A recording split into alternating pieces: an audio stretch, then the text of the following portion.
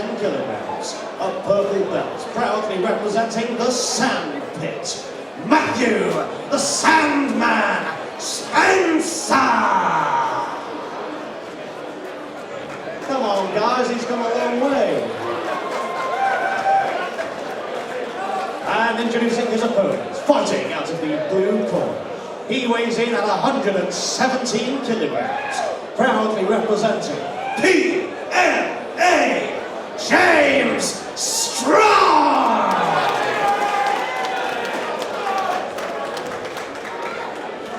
Your referee in charge when the action begins, Mr. Keith Rhodes.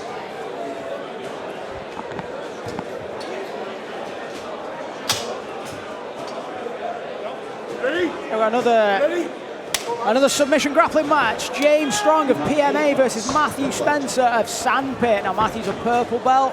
Expect to see some good skills. Both gentlemen looking quite strong. Suiting you to a T, these grappling matches, aren't they, Robin? Absolutely.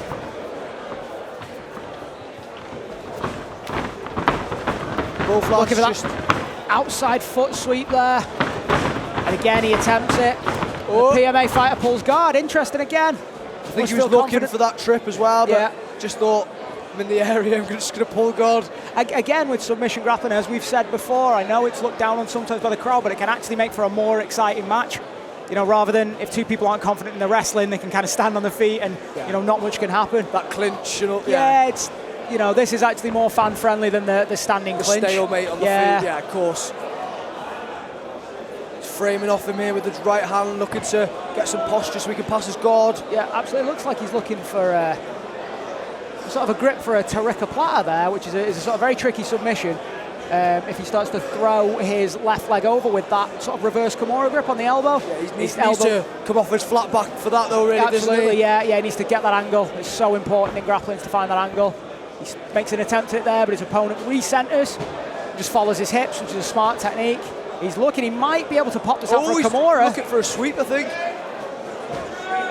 Our PMA gentleman looks strong. He looks physically very, very powerful. He's a big dude.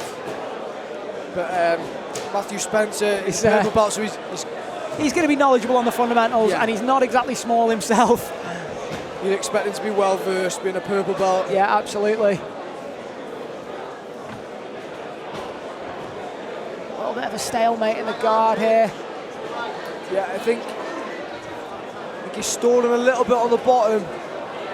Yeah, he's got that grip still, though. Absolutely. Yeah, he's still got the wrist control there. Lovely grip fighting. That's so important. Again, people miss it. They want the big submissions, but the grip fighting, Ethan, is so important there. 100%. So important. It's such a neglected area of grappling. It can be the difference between a good grappler and a great grappler. Oh, incredible! Absolutely, absolutely.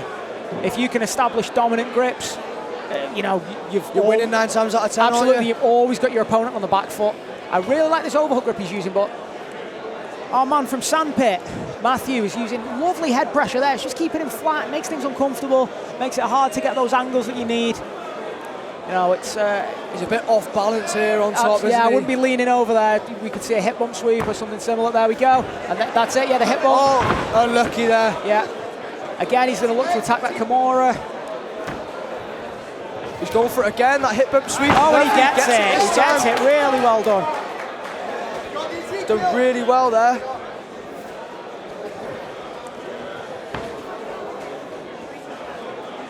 Lovely retention there back into the half guard. He clears the knee line there. Now, what he wants to do is pinch that knee into the bottom hip just to stop his opponent from being able to get that half guard back as easily and as effectively. There we go. He's got him onto his side now. He wants to look to clear this knee through. Start to look to establish the quarter guard or just a full knee cut through there. Yeah, I think if I'm on the man on the bottom, I'm using that left leg to elevate. Absolutely, yeah, put that half butterfly in and start to use it to elevate, but he's content to lock up the half guard there. Yeah, there's not much point in keeping him that close to you unless you're going to work some kind of absolutely, sweep. There we go, he's looking to get to his side there. Well, he's grabbed the pants, he's grabbed the pants. That was a little bit naughty, the ref didn't catch it, but... The ref didn't see it, did it count? Yeah, that's true. That's true, if the ref didn't see it, it didn't happen. Nice framing off in there. Lovely. Be careful popping one arm in like that. Make sure it's one in. Both in or neither in. Triangle there, aren't you, Rob? Yeah, absolutely. Yeah, his corner tells him to be careful. They call for the knee slice, I agree. And again, it's always easy to pass. It's easier rather to pass guards standing. Yeah, If you're on your knees and your opponent's got their legs controlling you.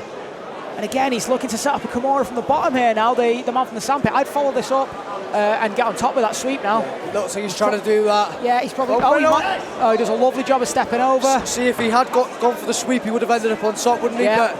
But wrist going for the submission. Absolutely, but he should keep this Kimura trap now because his opponent has to deal with it. It's such an effective weapon if you can lock up that Kimura trap. It's worked for both of them, really, hasn't it? Absolutely. It's kind of been the telling thing in the fight. You can sweep here again. Drive up. We should just drive up and get that nice. sweep. There we go. And we should walk that mount high. Look to put pressure on the chin. He's going to be careful about just getting bridged off here. That's it. He should just move that knee up now. See that? He could just take that high mount. There we go. When you're sitting on the hips, you're less likely to get swept over, but you're not really setting any submissions up from there. And if you think about it, when you're on their hips, when they move their hips, you move too. Of course, yeah. Whereas if we're higher up on the chest, when they move their hips, they're moving the hips into empty air. Lovely sort of kipping style escape there. Our man from the sandpit manages to stop it. And it looks like he's looking for a Nogi Ezekiel. For me, it's nearly impossible for me and Ethan to see from where we are. He's doing a good job of keeping that high mount. Corner of the PMA man smiling there, so I think he's okay. He looks... I'd like to see him come tight with his knees now. Get underneath an armpit, maybe. Absolutely. Again, there you go. He's looking to spider walk his hands up now. Yeah, it's a very, very effective technique. Now, I'd really, really like to see some of these fighters when they're in these submission grappling matches take some example from some of the girls and take some risks. Yeah, 100%. He was looking for a Americana there, but you know, he's very weary of it. You know, James Strong. I would rather get subbed in a very exciting match than go to a draw.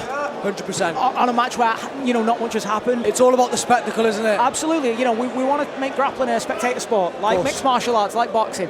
And if it's going to grow as a sport, we need to have that, you know, that energy, that frenetic energy. This is absolutely fine for competitive grappling because, you know, we're scoring points and things like that. But if we want to make submission only, it's sport of its own. A spectator sport of its own, you know, we've got to be keeping that energy high and the tempo here. I'd like to see the gentleman take a couple of risks. It goes to a draw anyway, so... And you know what? You know, we speak of John Jones being the GOAT in MMA. It's because he was so varied and he would submit people, knock them out, and he could win a decision. You know, you look at the best in grappling at the minute. You've got the Gordon Ryans, the Mikey Musumecis. They're finishing people every time. They're finishing people. They're not stalling out decision wins. You know, they're scrambling. There's a reason why we all know their names. Absolutely. You know, they're grapplers that are becoming names. If you watch MMA, that, you know, everybody knows. You have got the Rotolo brothers, two young grapplers who, oh man, they're just crazy. I don't know how you'd call it, but. Is Ty Rotolo against Mikey? Musumeci? Yeah, or is it Cade? One of the Rotolos is against Musumeci. And you know, they're the matches we want to see. He should knee cut through now. He could knee cut through right to that hip or actually across this way and take side control. He tries to backstep out. As you know, it's hard to backstep out of a half guard because they'll just close it up like that. Looked like he was going to go Z guard then and just kind of went to the traditional half guard. I think sometimes when you find stalemates like this, the guys almost become content to take it to a draw. You know, they don't want to lose in the last minute. You don't want to lose, do you? That's, you know, I do understand. Of course. Obviously, we've competed against each other before, and that was all action, wasn't it? It was all action. Us saying that like we didn't go to an overtime round because we didn't get the finish, but still, you know, it was a good match. But you know, that's what you want. I think there was some. At the end of 8 minutes of action, neither man was able to submit the other, and this bout is a draw. Give it up to Mathew, the Sandman Spencer, and James Strong.